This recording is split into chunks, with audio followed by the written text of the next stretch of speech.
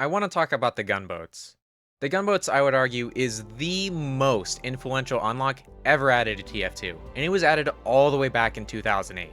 It was the first step of moving TF2 to a more fast-paced direction, and essentially created the first quote-unquote subclass in the game, since Shotgun Soldier and Gunboat Soldier can play so differently.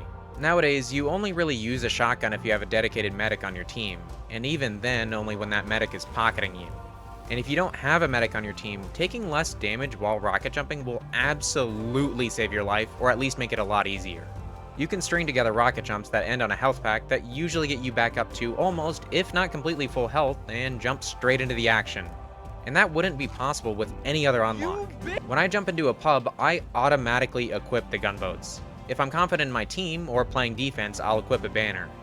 Or if I'm pocketed, I'll grab a shotgun.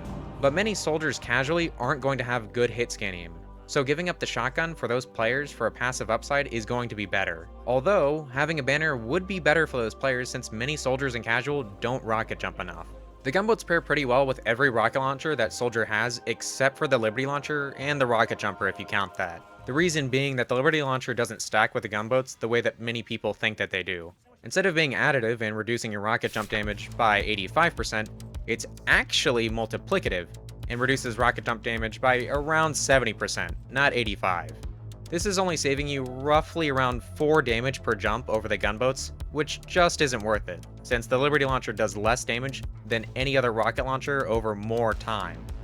As an aside, I just want to mention that the maximum damage you can do to yourself while jumping with the gunboats is 20.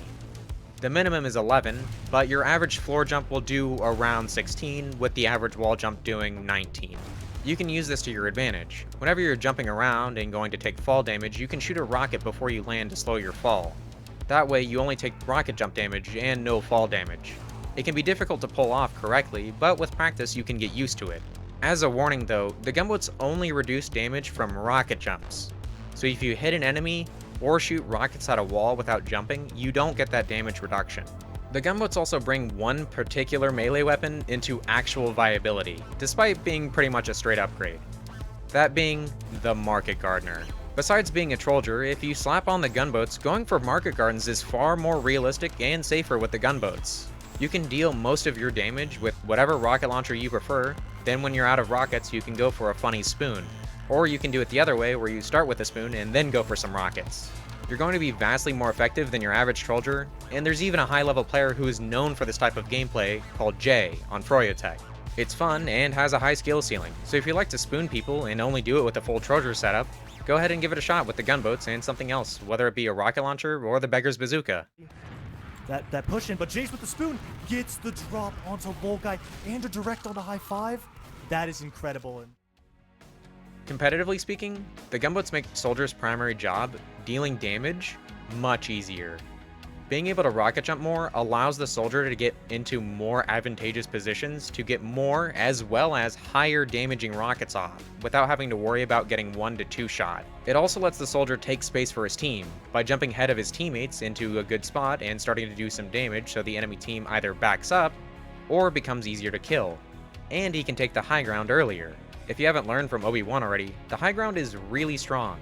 As a soldier, the best time to fire off rockets is when you're above your enemy, as your rockets are going to be much easier to aim, and if you do miss by a bit, you're still going to be doing splash damage. While if you fired off rockets at ground level, the other players will probably just dodge your rockets and they'll fly off into oblivion. You can also use the high ground as cover, or have extra height on your rocket jumps.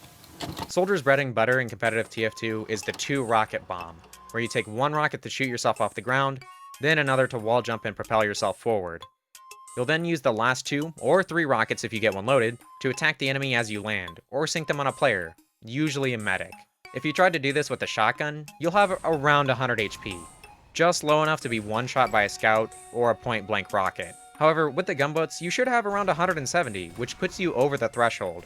This isn't just a competitive tech, it's used in casual all the time, and you can use it on 5 CP, payload, cost, it doesn't really matter. And the gunboats enable it to be a fantastic move in Soldier's arsenal. Just one pro tip, try to land on the high ground right next to who you're bombing, rather than right on top of them. It gives you a bit of a defensive edge, and if the bomb doesn't work out, you have enough cover to load a rocket and jump away. For those of you who are a bit less informed about competitive, you're probably thinking, Well, I thought the pocket soldier in competitive uses the shotgun. And you'd be right, if we were talking about 6 years ago. Nowadays, it's extremely rare to see a pocket soldier use a shotgun unless they're on goalie wash or holding last with Uber Disad. Besides that, you'd usually prefer to have a banner to break stalemates, but that gets rarer the higher up in the divisions you get. You usually keep the gunboats on as a pocket soldier. I'd say you have them equipped at least 80% of the time, with the roamer having them equipped 99.999% of the time, with the only exception being when you roll double banner theory. With these together, the pocket soldier has essentially become a second roamer, who jumps between the combo and the flank, focusing more on support. With the gunboats, it can be more efficient to get a health pack than to be healed sometimes. In turn, the medic can focus more on healing other players like the scout and demo man, while the flank can get the extra firepower when needed. So with one soldier freed up and gobbling up health packs just like the other roamer, soldiers as well as teams can play more aggressively, which has led to more fast-paced games. Now to address the elephant in the room. You can't rocket jump. And are the gunboats worth it if you can't jump well? Maybe? You'd be better off with a banner like the Conqueror for the passive health regeneration and the ability to support your team. And as mentioned before, if your shotgun aim sucks, having a passive is better than nothing. And you can jump around and practice as you play. But if you want to be good at soldier, you should be able to rocket jump at least a little. And there are a few great places to learn. First off is just good old jump maps, and you can go with whatever you'd like, but Jump Academy 2 is a great place to start. They start you off with strafing, then wall jumps, pogos, and so on. You don't need to start grinding out jump maps though. Once you start hitting stuff like double sync jumps is when you've hit the end of the road for jumps that you can actually do in game, so you don't really need to go higher than about tier 3. If you're able to complete Jump Academy's easy jump section without spending hours on it, you're probably fine. I generally like maps that you can go fast in like Jump Serenity, but everyone will have their favorites. Besides jump maps, where else can you practice jumping around? Well, just regular maps.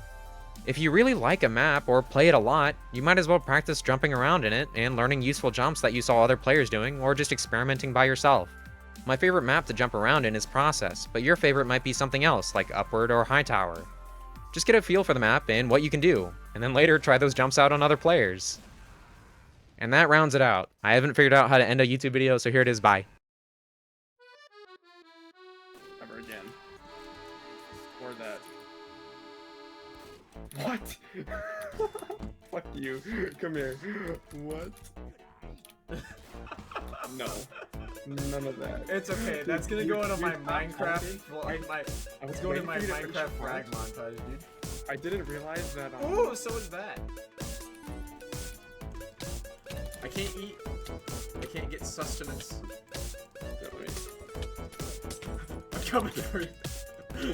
You have to give me help to keep fighting. You're actually a lot better than some people that I've played.